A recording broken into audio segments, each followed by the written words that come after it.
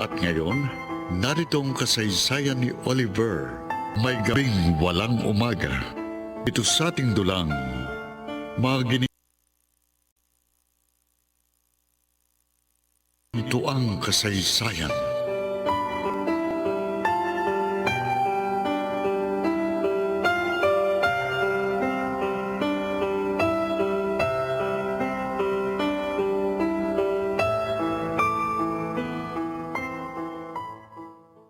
Tungkol saan ang sasabihin mo, Leandro?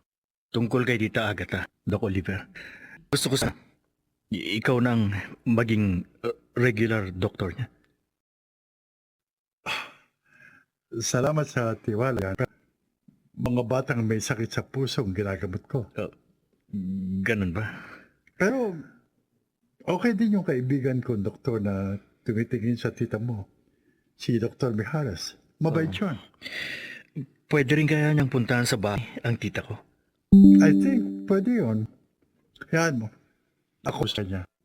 Salamat, Oliver. Leandro. Anyway, tayo lang naman ang narito sa clinic. Okay, Oliver. Mahal na mahal mo talaga ng tita mo, ha?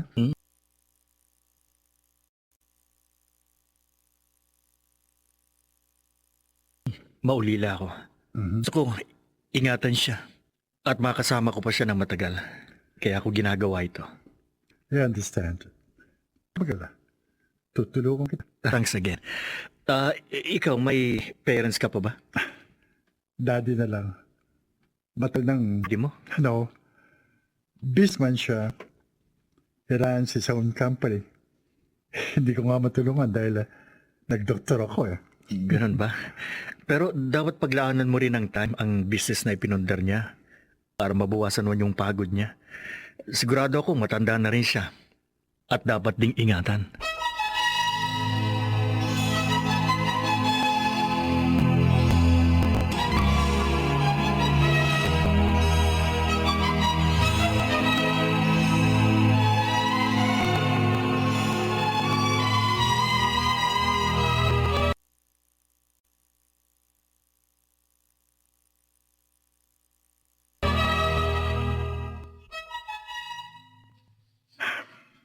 Kanina pa ako dito sa bahay.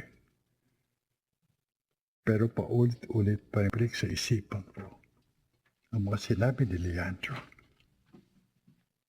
Tama siya. Dapat maglaan din ako ng panahon para tulungan si Dad. Kailan ko pa gagawin yun? Pag hindi na siya makakilos? Baka hindi ko na siya mapasaya noon. Sir Oliver? Oh, Aling Tinay, kayo pala.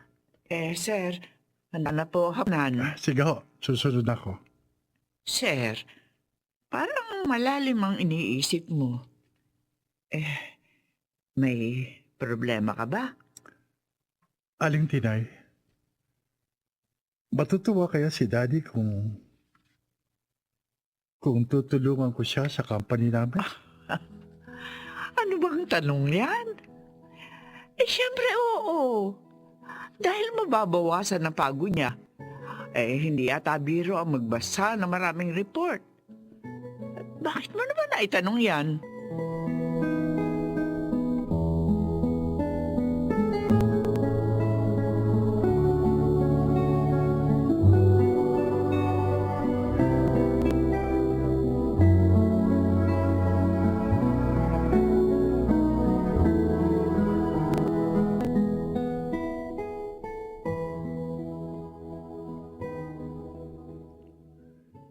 Totoo ba ang sinabi? Gusto mo maglaan na rin ng time for our company? Saan po, Dad, kung okay lang sa inyo? Of course. Matagal ko nang gustong gawin mo ito. Ayoko lang pilitin ka. Kaya lang, Dad, makakapasok lang ako doon kapag wala akong pasok sa ospital. Twice a week po. Ayos lang yun. Ang malaga, interesado ka ng pag-aralan ang pasikot-sikot sa kumpanya natin. Alak, napako.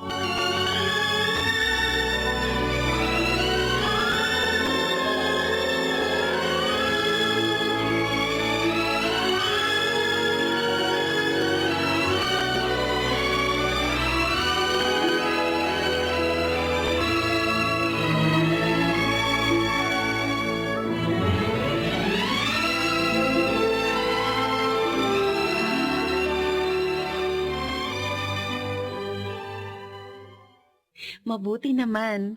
Tutulungan mo na rin si Sir Eleno. Kasi natauhan ako doon sa mga sinabi ng bago kong kaibigan. Ah? Kaya ginusto kong gawin na ito.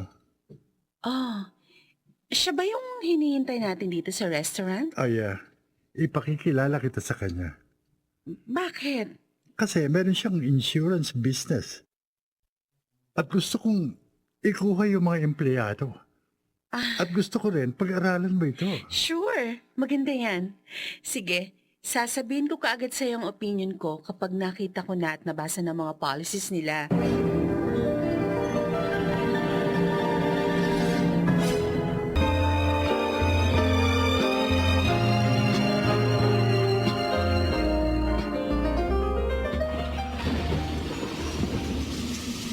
Naku, ang lakas pa rin ng ulan. Tiyak baha na naman sa daraanan ko pa uwi. Bumabaha pala sa inyo, Ay, sa mismong street namin, sir, hindi po. Pero sa daan papuntang amin, nako, sobra. Walang makabiyaheng sasakyan pag baha dun. Mahirap naman pala. Oo nga po. Ah, si Oliver po, wala pa? Naiisip ko nga rin siya eh. Nag-aalala ako na baka stranded siya sa daan. Naku, mabuti narito ka na. Nag-alala nga kami sa iyo, anak. Anak ko, Dad. Kanina pa ako dapat nandito. Pero nahirapan akong umuwi. Mabuti na lang. May iba akong nadaan.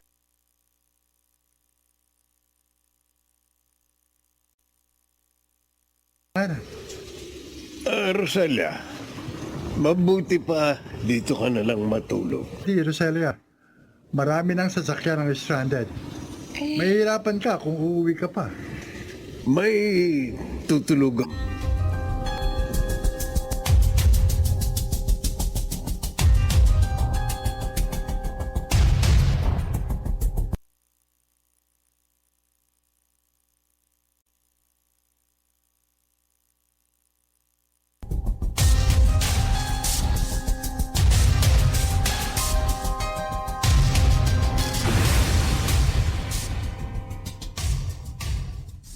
Masama ho ang pakiramdam nyo? Oo, Roselia. May lagnat kasi ako. Abay, kung ganun, doon na lang ho kayo sa kwarto nyo. Ako nang bahala dito sa kusina. Naku, ay nakakahiya naman. Aling Tinay, sanay ho ako sa ganito. Kaya wag ho kayong mahiya sa akin. Salamat ha. Kabait mo talaga. Ako na rin ho magsasabi kay sir na may sakit kayo. O sige na ho, magpahinga na lang kayo.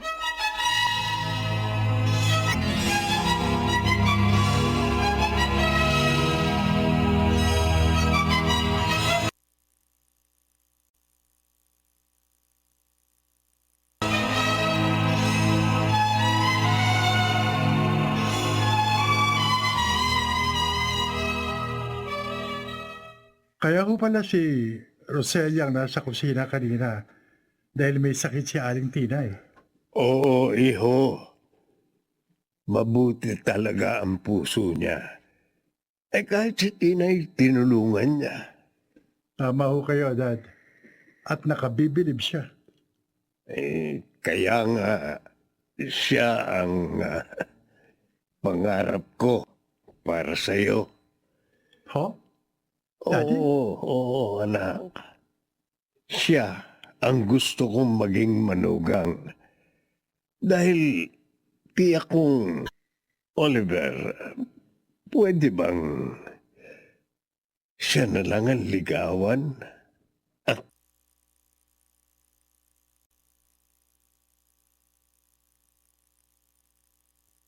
pakasalan mo?